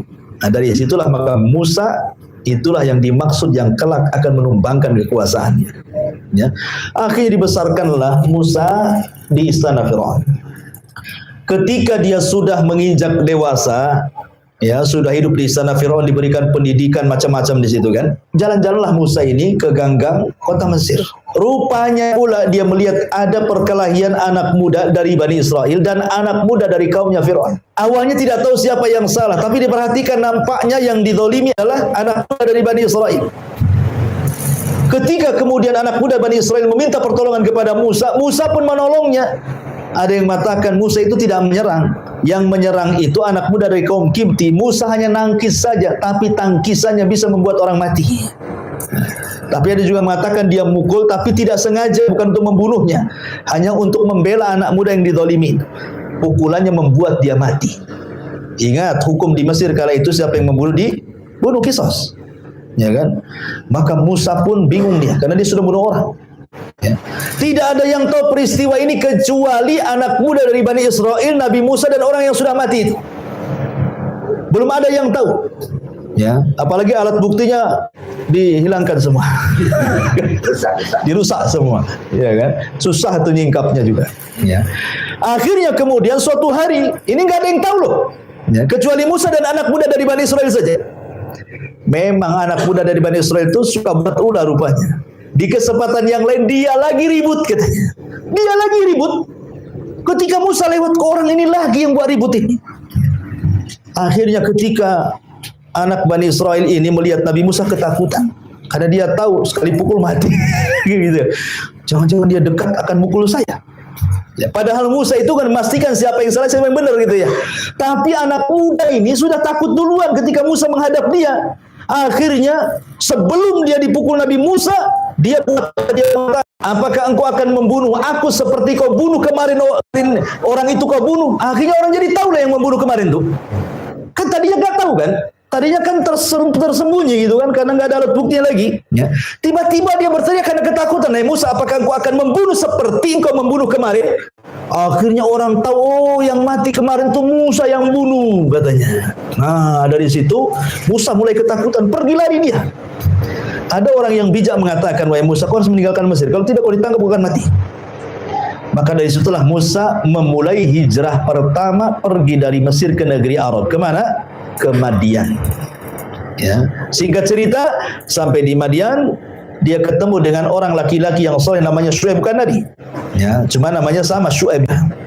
Punya 2 anak putri. Menikahlah Musa dengan salah satunya karena sudah berjasa mengambilkan air, yang kemudian membantu mertuanya menggembala kambing sampai punya istri, punya anak banyak. Setelah 10 tahun, Musa pun ingin kembali ke Mesir. Berangkatlah Musa ke Mesir. Di tengah jalan, kemudian Musa alaihi salatu wassalam nyasar. Ini karena udah 10 tahun kan, mungkin lupa jalannya dia. Tengah malam, obor pun sudah padam, ya. Dia takut ada terjadi apa-apa dengan anak istrinya. Maka tiba-tiba di tengah malam dia melihat ada cahaya dari kejauhan. Dia mengatakan sama istrinya, "Kamu tinggal di sini. Saya akan ke sana. Boleh jadi saya akan mengambil satu api yang bisa kita melanjutkan perjalanan, atau mungkin di sana ada orang yang bisa menunjukkan jalan ke Mesir." Akhirnya kemudian Nabi Musa pun meninggalkan keluarganya dan menghampiri api yang dilihat dari jarak jauh itu. Semakin dekat semakin besar, semakin dekat semakin besar. Rupanya setelah dekat bukan api tapi cahaya. Ya. Disangkanya api, setelah dekat cahaya. Rupanya cahaya itu seperti api berada di pohon zaitun. Dari sini menjadi khilaf para ulama. Ketika Allah Subhanahu wa taala berfirman dalam surah An-Nazi'at itu, ya, wa nadahu rabbuhu bil wadil muqaddasi tuwa. Ya. Kan di sini kan muqaddasi tuwa, lembah yang disucikan di Bukit Tua. Maksudnya Tua di sini apa? Ada yang mengatakan Bukit Saina. Maknanya, sebenarnya Musa sudah sampai Mesir. Karena Bukit Saina kan di Mesir. Ya. Artinya sudah dekat dengan Mesir. Ada juga yang mengatakan Bukit Tua di sini bukan Mesir. Maksudnya adalah Bukit Zaitun yang ada di Palestina. Karena bahasanya muqaddas, diberkahi. Ya, negeri yang diberkahi maksudnya Palestina. Ya, jadi ada yang mengatakan Musa masih di Palestina sebenarnya. Tapi ada penafsiran mengatakan sudah sampai Mesir, karena ada yang mentafsirkan Bukit Tua itu artinya Bukit Saina. Ya, disitulah Musa pertama kali dinobatkan jadi nabi. Ketika dia sampai di api itu, cahaya itu, tiba-tiba ada suara. Suara itu aneh. Terdengar dari atas, dari bawah, dari samping kiri, dari samping kanan, dari depan, dari belakang. Bingung Musa ini. dan mengatakan innani ana rabbuk fakhla na'alaika. Ya. Sesungguhnya saya Rabbu wahai Musa, lepaskan sandalmu. Ini negeri yang diberkahi. Ahli tafsir mengatakan kenapa Musa disuruh melepas sandal? Karena sandal itu terbuat dari kulit keledai yang disamak, yang najis. Sementara negeri yang suci jangan diinjak dengan najis. Sama lah, antum masuk masjid pun sama kan? Nggak boleh antum bawa najis. Bahkan Nabi SAW pernah sholat bersama para sahabat, tiba-tiba sandalnya dibuka, sahabat-sahabat pula ikut buka sandal.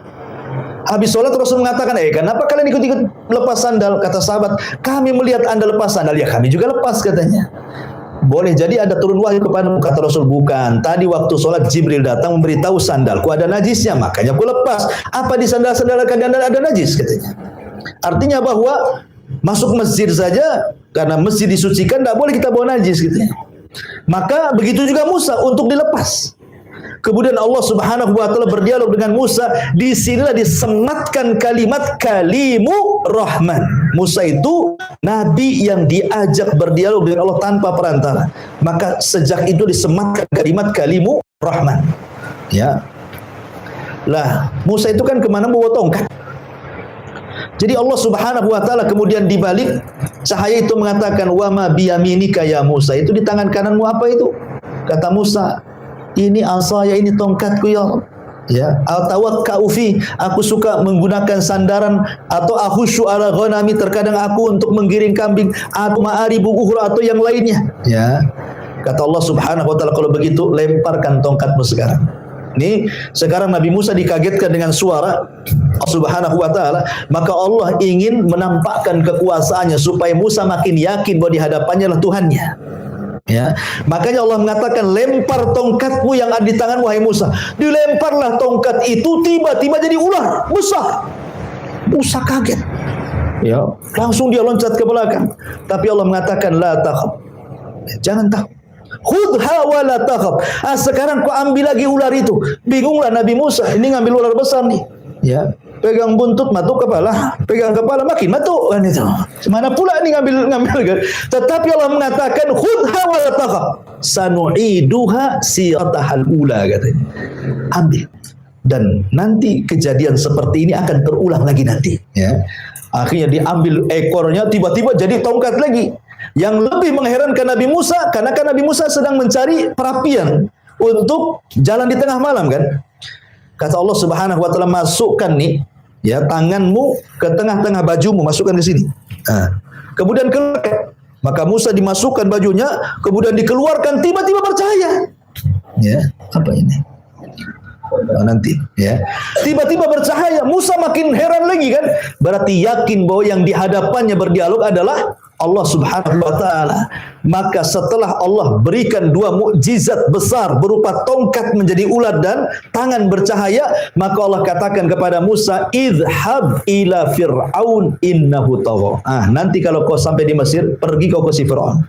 Dia raja yang zalim. Dakwai mereka, dakwai dia, ajak dia kepada tauhid. Ya.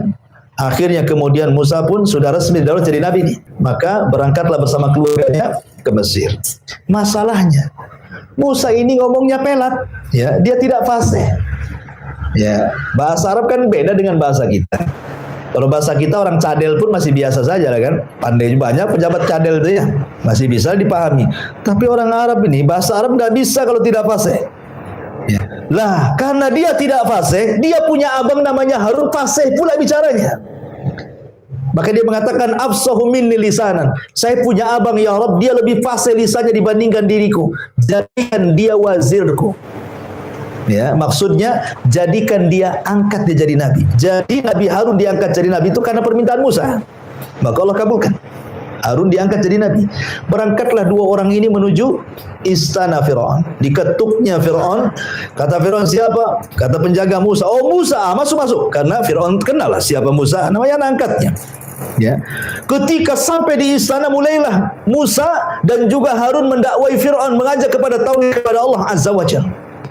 Fir'aun geleng-geleng kepala saja. Sudah 10 tahun hilang, datang-datang pula ngajak-ngajak kayak gini katanya.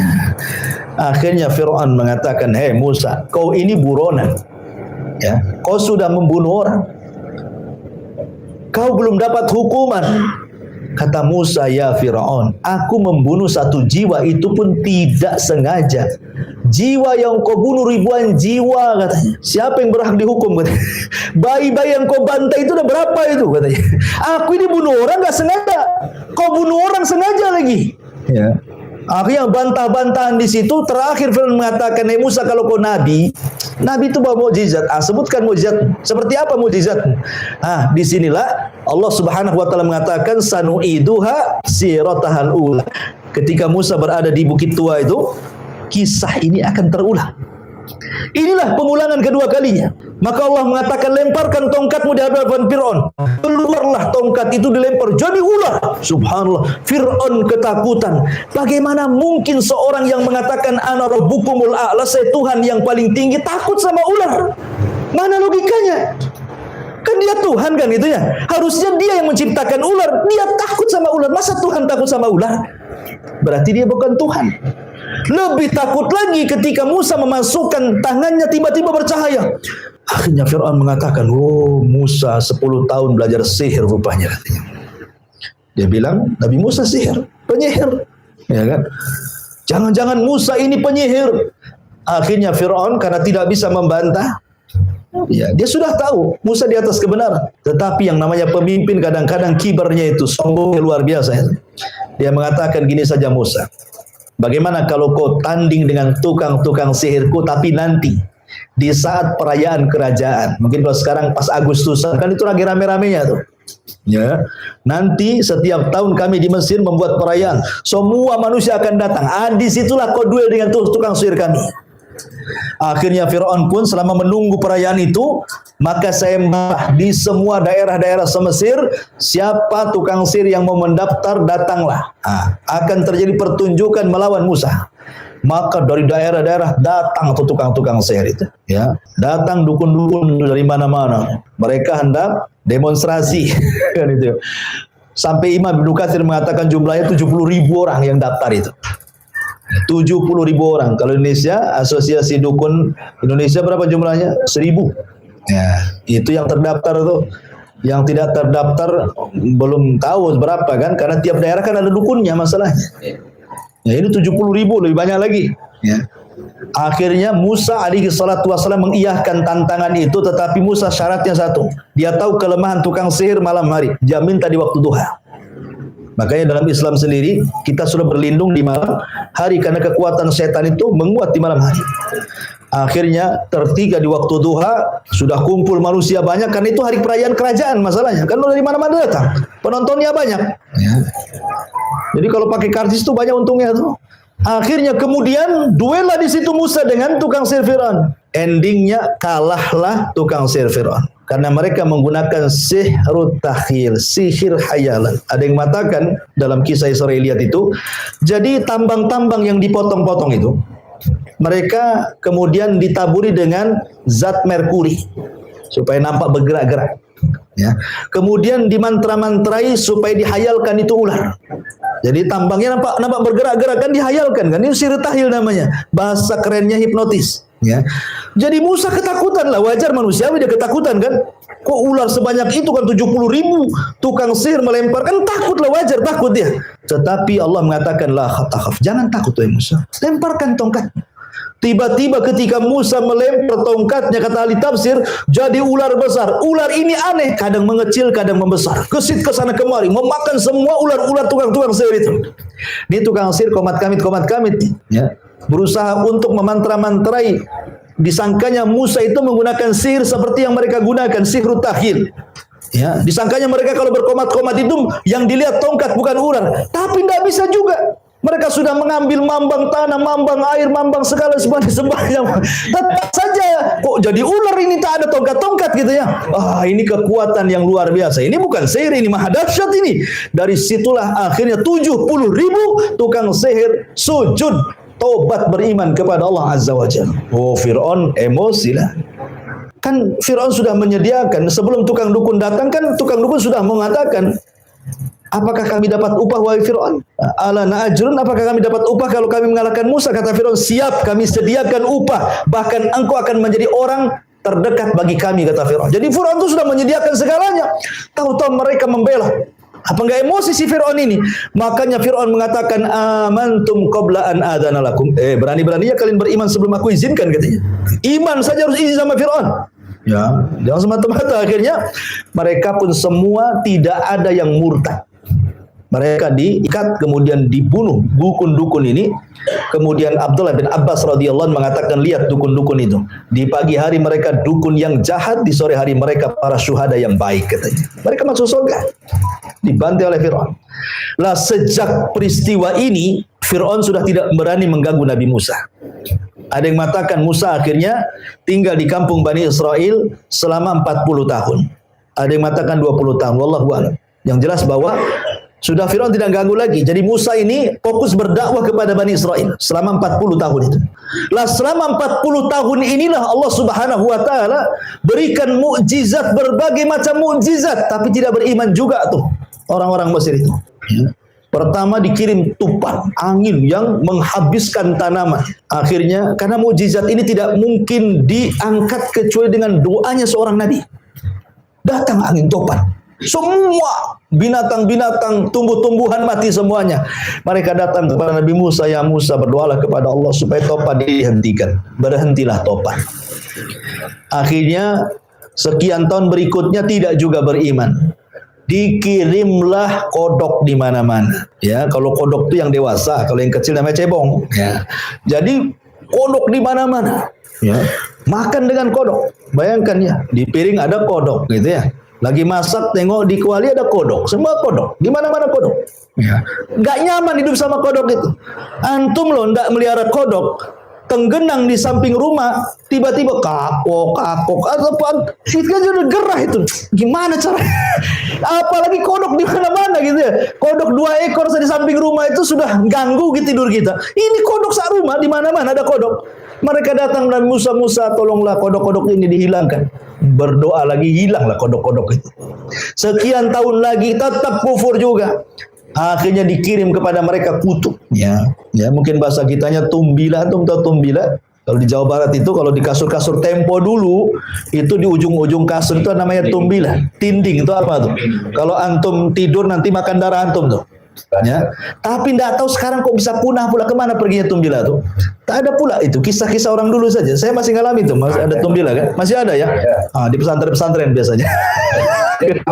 Di kampung masih ada ya. Ya dikirim tumbila coba di mana-mana tuh. Berarti siksa orang makan darah tuh. Ya. Jadi luar biasa. Akhirnya mereka datang ke Musa, lo berdoalah, hilangkanlah tumbila ini, katanya. Akhirnya hilang tumbila, sekian tahun kufur lagi. Didatangkan kemudian jarod. Jarod itu apa? Belalang. Di mana-mana ada belalang. Itu kan belalang kan hama sawah tuh. Ya. Akhirnya berdoa lagi, minta kepada Musa, diangkat belalang. Akhirnya kufur lagi, kemudian dikirimlah darah. Ada yang mengatakan darah itu keluar dari badannya. Ada yang mengatakan air itu semua jadi darah. Sumur jadi darah, sungai jadi darah, lautan jadi darah. Pokoknya akhirnya Musa berdoa lagi, diangkat lagi, dan begitu seterusnya. Ya, sampai Musa melihat geleng-geleng kepala, tidak bisa. Orang Mesir nggak bisa beriman. Musa harus membawa Bani Israel ke negeri yang jauh lebih baik lagi supaya mereka bisa beriman. Kemana? Ke Palestina. Dari situlah Musa hendak hijrah. Kedengaran Fir'aun, oh tidak. Kalian, Musa membawa Bani Israel supaya Mesir bangkrut dengan tidak adanya orang-orang Bani Israel, tidak bisa. Siapa yang ikut Musa, kubunuh. Maka akhirnya Musa pada waktu yang ditentukan membawa Bani Israel sebanyak-banyaknya untuk mengarah ke Palestina. Fir'aun ketahuan, maka Fir'aun menyiapkan pasukan besar, kemudian menyusul Musa dan Bani Israel. Disinilah terjadi peristiwa mukjizat tongkat yang ketiga. Karena di hadapannya lautan, di belakang pula tentara Fir'aun. Bani Israel ketakutan, wa inna lamudrakun, Musa, kami sudah dilihat oleh tentara Fir'aun, mau kemana kita? Depan kita lautan. Musa dengan yakin yang mengatakan, innama iya rabbi sayahdin, tenang, kebersamaan Allah pasti ngasih petunjuk. Jibril turun, kemudian meminta kepada Musa untuk memukulkan tongkat di lautan, tiba-tiba menjadi 12 jalan. Kenapa 12 jalan? Karena 12 kabilah Bani Israel itu. Maka ketika sudah sampai di seberang sana, Fir'aun menyusul, Allah katakan fa'aghraqnahum wa junudahum. Maka Kami tenggelamkan si Fir'aun fa aghraqnahu wa junudahu, dan tentara-tentaranya. Kenapa? Karena Fir'aun pernah mengatakan sesungguhnya seluruh air di Mesir itu di bawah telapak kakiku. Sekarang Allah adab dengan ditenggelamkan di air. Karena dia sombong dengan air. Semua air di Mesir ini di bawah kakiku. Sekarang tahu. Ya. Itulah air yang kau sombongkan, kau tenggelamkan di bawah airnya. Begitulah Allah Subhanahu wa taala mengkisahkan tentang kisah